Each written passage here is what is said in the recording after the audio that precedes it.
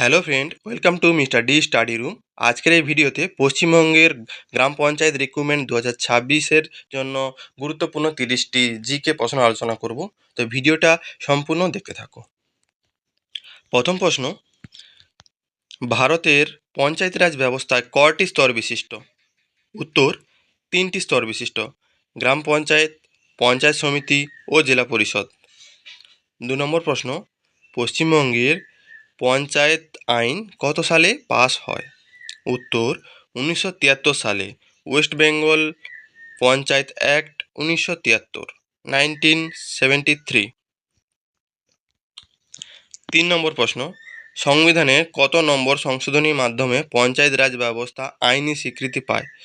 উত্তর, 73 নম্বর সংবিধান সংশোধনীর মাধ্যমে 1992 সালে।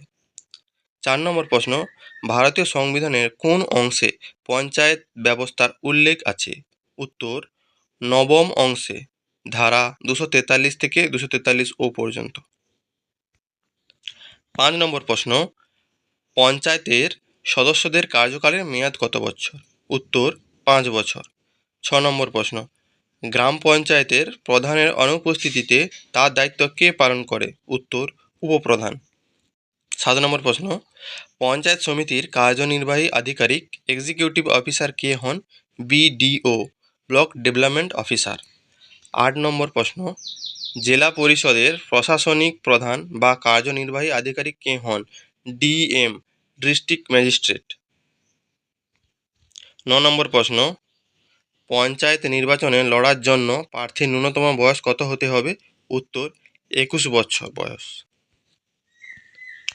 10 নম্বর প্রশ্ন, ভারতের কোন রাজ্যে প্রথম পঞ্চায়েত রাজ ব্যবস্থা চালু হয়? উত্তর, রাজস্থান, 1959 সালে 2রা অক্টোবর, নাগৌর জেলা। 11 নম্বর প্রশ্ন, MGNREGA 100 দিনের কাজ প্রকল্পে বছরে ন্যূনতম কত দিনের কাজের গ্যারান্টি দেওয়া হয়? উত্তর, 100 দিনের। 12 নম্বর প্রশ্ন, পশ্চিমবঙ্গের মহিলাদের স্বনির্ভর করার জন্য কোন বিখ্যাত আর্থিক প্রকল্প চালু রয়েছে? উত্তর, লক্ষ্মী ভাণ্ডার প্রকল্প, যা বর্তমানে নাম পরিবর্তন হয়ে অন্নপূর্ণা ভাণ্ডারে পরিণত হয়েছে। 13 নম্বর প্রশ্ন, কন্যাশ্রী প্রকল্প পশ্চিমবঙ্গের ছাত্রছাত্রীদের আর্থিক সহায়তার জন্য কত সালে চালু হয়েছিল? উত্তর, 2013 সালে। 14 নম্বর প্রশ্ন, গ্রামীণ গৃহহীন পরিবারদের পাকা বাড়ি তৈরির জন্য কেন্দ্রীয় সরকারের কোন প্রকল্প চালু রয়েছে? উত্তর, প্রধানমন্ত্রী আবাস যোজনা গ্রামীণ, PMAYG।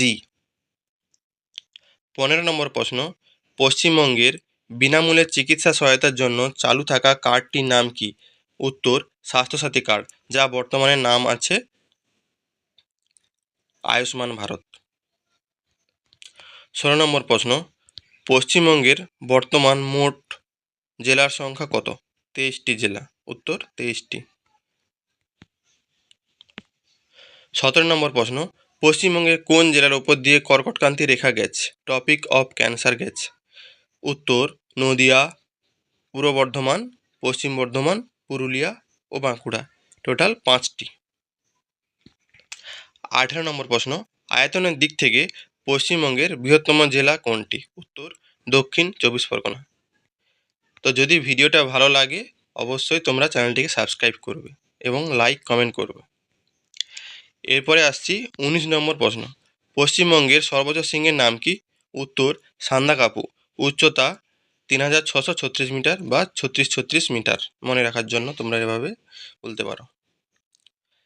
20 নম্বর প্রশ্ন, পশ্চিমবঙ্গের রাষ্ট্রীয় পশু স্টেট অ্যানিম্যাল কোনটি? মেছো বিড়াল বা ফিশিং ক্যাট, ইংরেজিতে ফিশিং ক্যাট।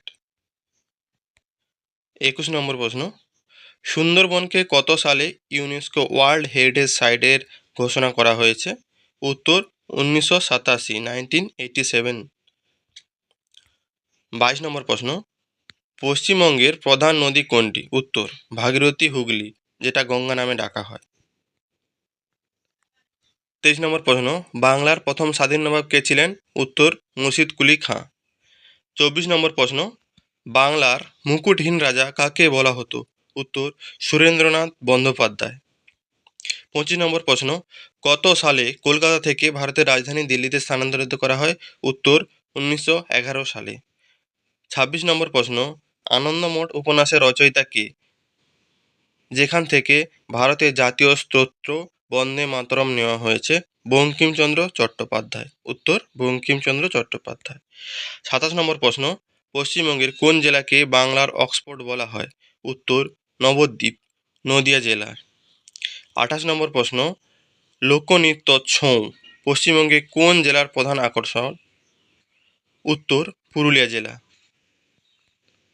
29 নম্বর প্রশ্ন, পশ্চিমবঙ্গের প্রথম মুখ্যমন্ত্রী কে ছিলেন? উত্তর ডক্টর প্রফুল্লচন্দ্র ঘোষ। তো আজকে শেষ প্রশ্ন, 30 নম্বর প্রশ্ন, সবুজ বিপ্লব গ্রিন রিভলিউশন ভারতের কোন ফসলের উৎপাদনে সবচেয়ে বেশি প্রভাব ফেলেছিল? উত্তর গম ও ধান। তো যদি তোমাদের ভিডিওটা ভালো লাগে অবশ্যই বন্ধুদের সঙ্গে শেয়ার করবে এবং কমেন্ট করবে, লাইক করবে এবং সাবস্ক্রাইব করতে ভুলবে না। দেখা হচ্ছে পরের টপিক নিয়ে। এখনকার মতো বাই।